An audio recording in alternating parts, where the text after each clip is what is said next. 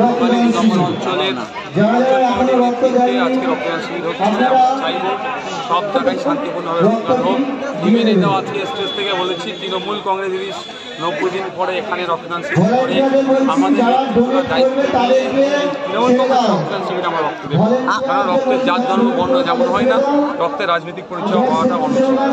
আপনারা যেখানে রক্তদান শিবির করছেন তার পাশে একেবারে তৃণমূলটা তার পরের দিনকেই বস্ত্র বিতরণ করছে, কি বলবেন? মানুষের লাভ হচ্ছে, অসুবিধা কি হচ্ছে? আরো করতে বলুন না, মানুষ তো পাচ্ছে দুটো জিনিস। কিন্তু বিতর্ক দেখছেন কেন? আমি আরো বেশি বেশি করে করুক। তবে একটা কথা, আমরা 10 দিন টানা রক্তদান শিবির করছি। তৃণমূলের কাছে আমি আশা করবো, তৃণমূলের নেতৃত্বদের কাছে আশা করব 10 দিনের পরিবর্তে আমাদেরকে কাউন্টার করার জন্য শুধু বস্ত্রদান করে থেকে গেলে হবে না, বস্ত্র তো দোকান থেকে কিনে এসে দেওয়া যাবে। অনেক ওয়েটল্যান্ড বুঝে অনেক টাকা করেছে, অনেক লোকের আবাস যোজনার টাকা খেয়েছে, অনেক টাকায় অনেক বস্তু থেকে যায়। আমি সে বিষয়ে বেশি বিতর্কে যাচ্ছি না। 20 দিন টানা রক্তদান শিবির করে 10 দিনের কাউন্টার করুক। অভিষেক বন্দ্যোপাধ্যায় অমিতা সিংয়ের বেঞ্চ থেকে যে কেসগুলো সরাবে বলে হাইকোর্টে মামলা, সুপ্রিম কোর্টে মামলা করেছিল, সুপ্রিম কোর্ট সেটা খারিজ করে দিল।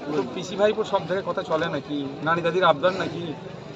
এটা করতে হবে সেটা করতে হবে, আইন বিচার ব্যবস্থা। দেশের প্রধানমন্ত্রী জেলে গিয়েছিল, মুখ্যমন্ত্রী জেলে মারা গিয়েছে, উপমুখ্যমন্ত্রী জেলে আছে, আরও কটা মুখ্যমন্ত্রী যাই জেলে বা মন্ত্রীরা যাই জেলে। দেখুন, আইন এর ঊর্ধ্বে কেউ না। দেশের আইন বিচার ব্যবস্থা এত শক্তিশালী, নানি দাদির গল্প করলে কেন হবে না? 6 লক্ষ কোটি হাজার টাকা দেনা আছে, পার মান্থ 5,000 কোটি টাকা সুদ দিতে হয়। সেই হিসেবে দেখা যাচ্ছে 556 কোটি টাকা শুধু রাজ্য সরকারের মানে যে দেনা আছে, সেই দেনা পার মানে মাথা পিছু দিতে হয়। কি বলবেন? 2011 সালের আগে একটা নাগরিকের ওপরে পশ্চিমবাংলার প্রায় 12,000 টাকা মতো ঋণ ছিল। আজকে 2023-এ এসে পার নাগরিকের মাথায় 7,000-এর ওপরে বেশি ঋণ হয়ে গেছে। তো রাজ্যটাকে কোথায় নিয়ে যাচ্ছে বুঝুন? কাদের হাতে রাজ্যের ড্রাইভার তুলে দিয়েছে, রাজ্যটাকে রসতলে নিয়ে যাচ্ছে, খেলামেলা করে শুধু মানুষকে ভুলিয়ে রাখতে চাইছে। প্রকৃত উন্নয়ন রাজ্যের হচ্ছে না। তবু তো ডিএ মঞ্চ থেকে আন্দোলন করছে, তারা ডিএ পাচ্ছে না, দিচ্ছে না তো, তাদের হকের অধিকার তাকে দিচ্ছে না।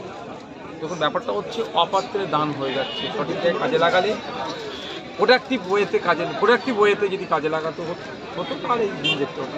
আমরা কর্মক্ষেত্রে বিভিন্ন রাজ্যে গেলে আমরা দেখতাম সেই সব রাজ্যে জিনিসপত্রের দাম প্রচণ্ড বেশি, সেগুলোকে ছাপিয়ে ওয়েস্ট বেঙ্গল চলে গেছে 2011 সালে করে।